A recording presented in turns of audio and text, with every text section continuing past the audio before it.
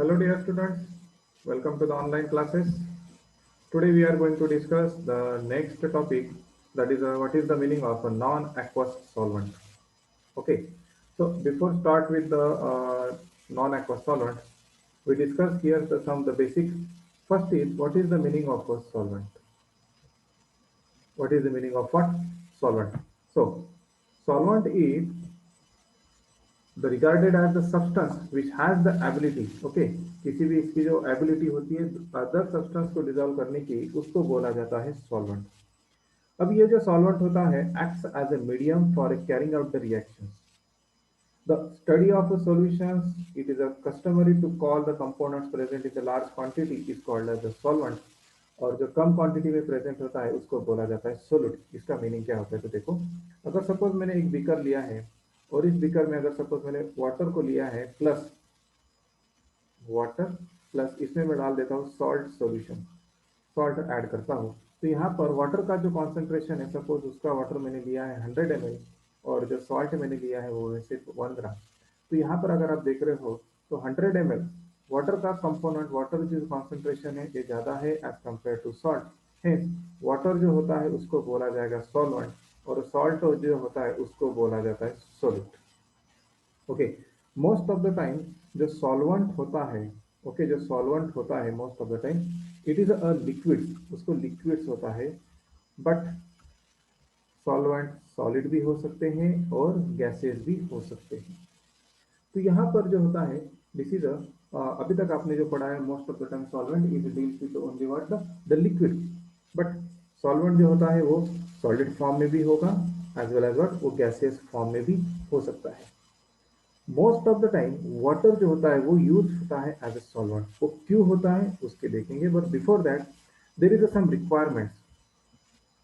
Okay, there is some requirements for the good quality of what water. तो कौन सा होता है रिक्वायरमेंट? तो देखो, जो सॉल्वेंट होते हैं उसको गुड आप किस टाइप से बोलोगे, किसको बैड सॉल्वेंट बोलोगे, तो वो भी देखेंगे one by one. First one, the first point is it should B readily and cheaply available. ये जो है वो रेडीली एंड चीपली अवेलेबल होना चाहिए, इजीली मिलना चाहिए और वो काफ़ी सस्ता भी होना चाहिए, वो होना चाहिए। Now it should be easy and safe to handle. Safe to what handle, handle करने के लिए काफ़ी इजी होना चाहिए। It should not be corrosive, poisonous भी नहीं होना चाहिए। उसके बाद इजी टू प्यूरिफाई, आप किसी भी सॉल्वेंट को यूज करने के बाद आप उसको प्यूरिफाई भी कर सकते हैं। It should be the reactive, that is less reactive, या फिर उसको बोला जाता है केमिकली इनर्ट। और किसी के साथ भी रिएक्ट नहीं होना चाहिए, केमिकली इनर्ट होना चाहिए, या फिर वो लेस रिएक्टिव होना चाहिए। ओके, देखो उसके बाद next one is it should dissolve the wide range of compounds. It should dissolve the wide range of compounds, maximum compound जो है उसको डिजॉल्व करना चाहिए उसमें, so that this is known as wide range of compound. उसके बाद it have the high heat of vaporisation and high heat of fusion. यानी इसका क्या मीनिंग होता है तो बाद में देखेंगे।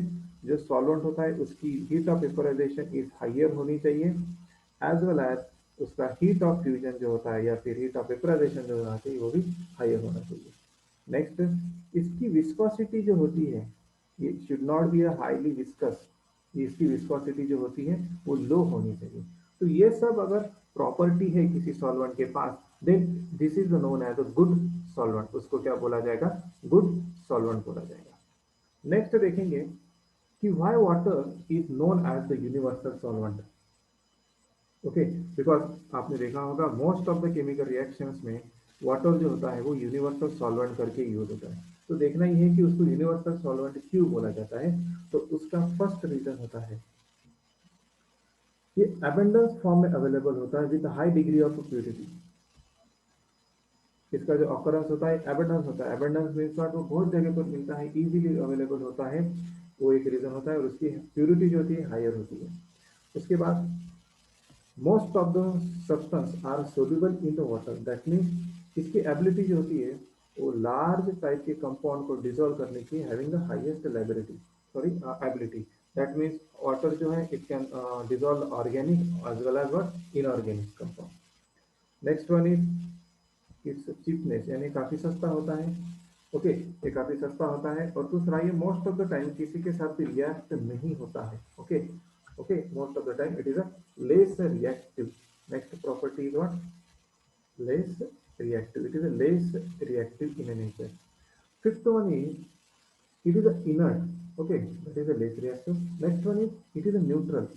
ये एसिडिक भी नहीं होता है, बेसिक भी नहीं होता है, नॉन कोरोसिव होता है। उसके बाद ये लेस पॉइजनस भी होता है। ओके, तो ये सब प्रॉपर्टीज होती है इनकी। दूसरा जो होता है, इसका dielectric constant and dipole moment एक हायर होता है। व्हाट इज द डाइलेक्ट्रिक, बाद में देखेंगे। Dielectric constant plus dipole moment, इनकी वैल्यू जो होती है वो होती है हायर वैल्यू होती है।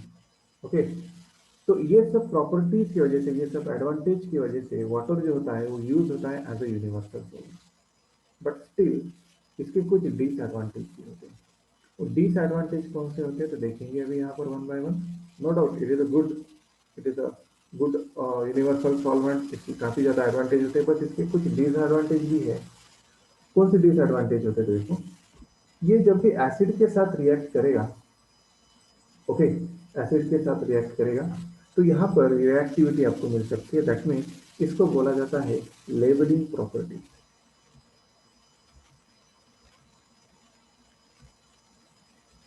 What is the meaning of levelling properties? देखो, वाटर जो होता है वो क्या करता है, अगर सपोज वो किसी एसिड के साथ अगर कंबाइन होगा, एसिड के सिस्टम में अगर एसिडिक होगा, तो यहाँ पर उसकी लेवल वो मेंटेन करता है। दैट मीन्स उसकी पीएच की लेवल जो होता है एडजस्ट करता है, कौन? वाटर। तो दैट मीन्स यहाँ पर एसिडिक प्रॉपर्टी जो है वो डिक्रीज होगी। तो दैट मीन्स वाटर जो है वो इंटरफेयर कर रहा है the acidic property, this is known as levelling. उसके बाद the reactions involving the strong reducing agent cannot be carried out in the water because reducing agent would reduce water and liberate the hydrogen। अगर suppose मेरे पास strong reducing अगर agent होगा, okay, strong अगर reducing agent में use करता हूँ, तो ये रिड्यूसिंग एजेंट जो है ना, ये रिड्यूसिंग एजेंट जो है ना, वो वाटर को ही रिड्यूस कर देगा। और वाटर को रिड्यूस करने के बाद यहाँ पर ऑक्सीजन, सॉरी, हाइड्रोजन गैस जो होता है वो लिबरेट होगा, H2 gas will be liberated। So that this is the disadvantage। Only due to only this is the two disadvantage। but उसके जो advantages होते हैं, इसलिए आज भी वाटर जो होता है वो यूनिवर्सल सॉल्वेंट होता है। कई जगह पर जहाँ पर आप वाटर यूज नहीं कर सकते, तो वहां पर आपको नॉन एक्वस सॉल्वेंट यूज करना पड़ता है। ओके, नेक्स्ट देखते हैं फिजिकल प्रॉपर्टीज। तो फिजिकल प्रॉपर्टीज में first one is what is the melting point and boiling point. तो मोस्ट ऑफ द रिएक्शन जो होती है, अगर सपोज वाटर की अगर मैं बात करता हूँ, तो most of the reaction is carried out in the liquid phase of the solvent. Liquid phase यानी क्या? उसका जो लिक्विड स्टेट में होता है तभी आप उसकी रिएक्शन कर सकते हो। Okay, the most important property of the solvent become is the temperature range within which it retain its the liquid phase. यानी जिस टेम्परेचर पर वो हमेशा लिक्विड फॉर्म में ही प्रेजेंट होता है, वही उसका टेम्परेचर होता है। That is temperature, liquid range बोला जाता है इसको। ओके, अभी वाटर की अगर मैं बात करता हूँ, तो water exist in the liquid state, okay, between the 0 degree Celsius and 100 degree Celsius in the 1 atmospheric pressure. अगर मैं वाटर की अगर बात करता हूँ, वाटर, तो ये 0 डिग्री सेल्सियस से लेकर 100 डिग्री सेल्सियस, इस रेंज में ये लिक्विड, इस रेंज में ये लिक्विड फॉर्म में प्रेजेंट होता है। ओके, लिक्विड फॉर्म में प्रेजेंट होता है। It's liquid range is quite large. Okay, इसकी जो लिक्विड रेंज होती है ये काफी हायर होती है।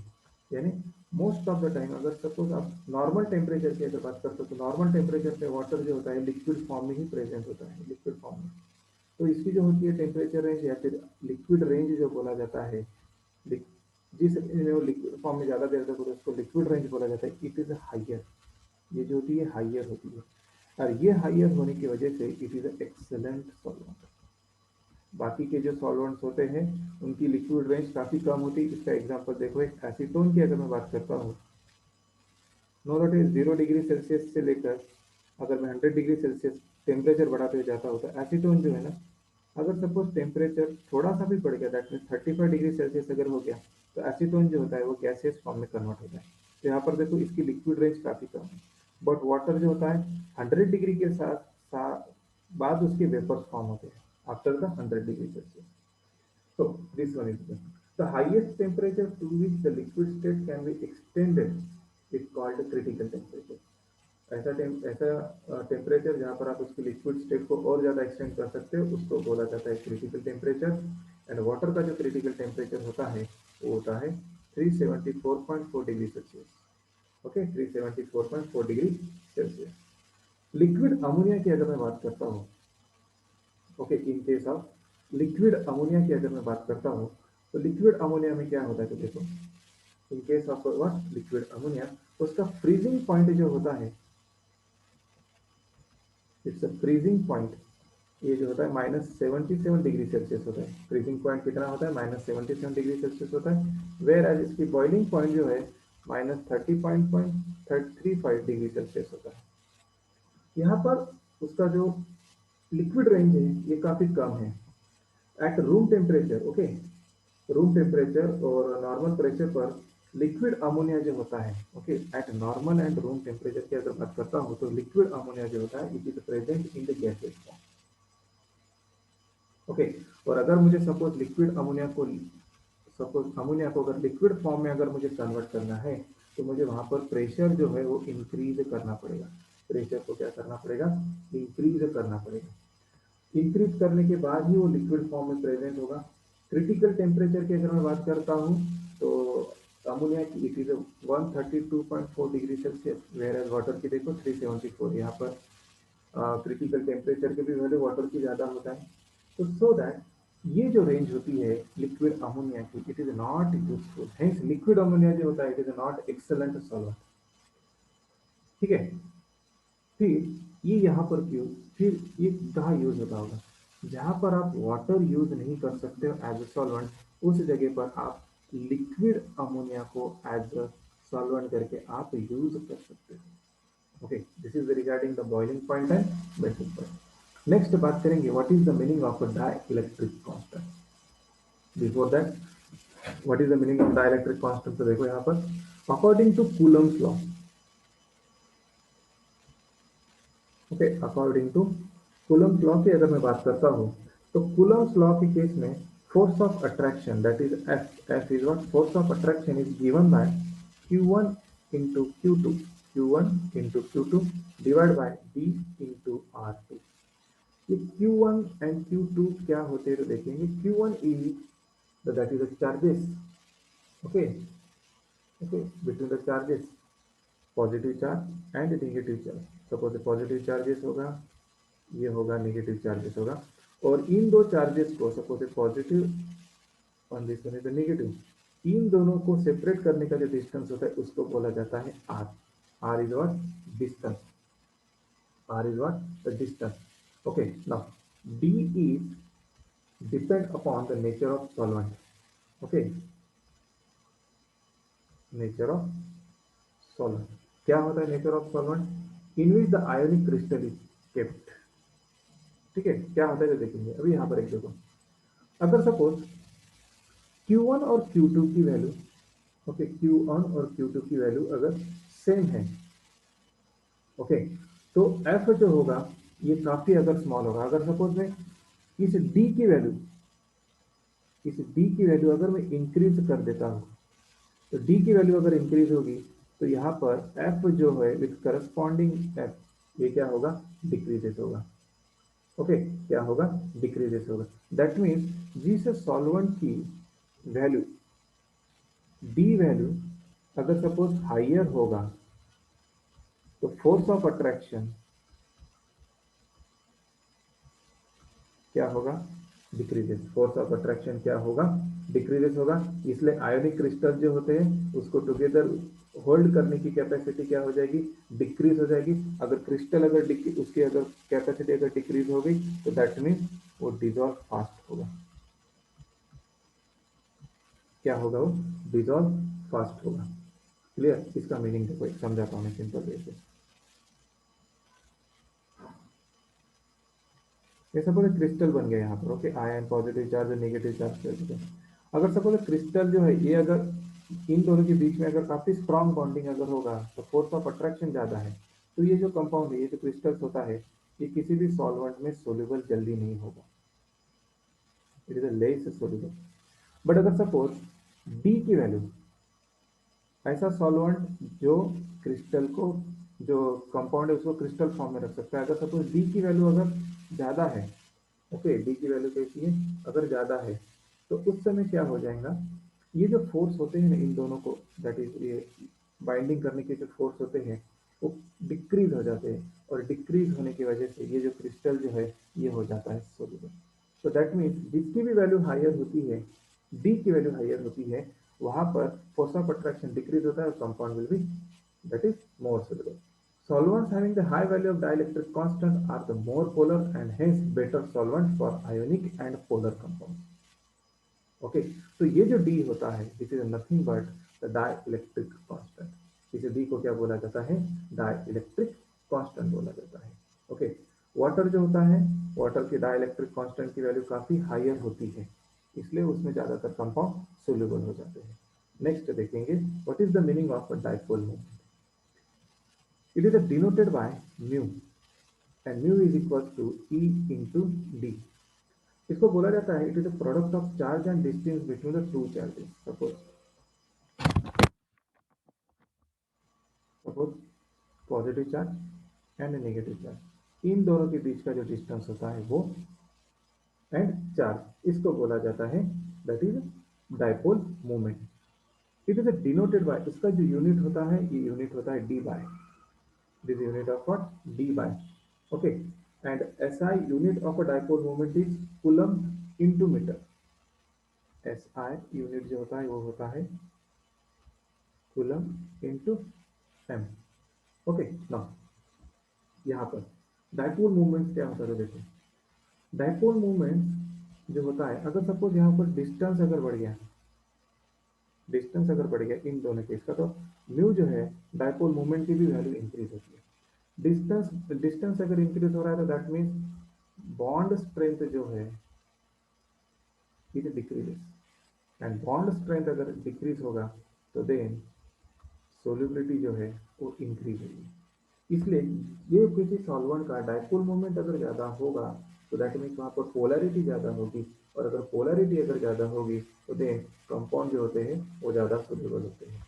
The solvent with the high dipole moment dissolved more ionic and polar compounds, and if the dipole moment of the solvent is small, then the solvation of ion is less, and hence the solubility of ionic solute in that solvent is very less. Okay, जितना ज़्यादा dipole moment रहेगा उतना ज़्यादा solubility ज़्यादा रहेगी। Remember this thing.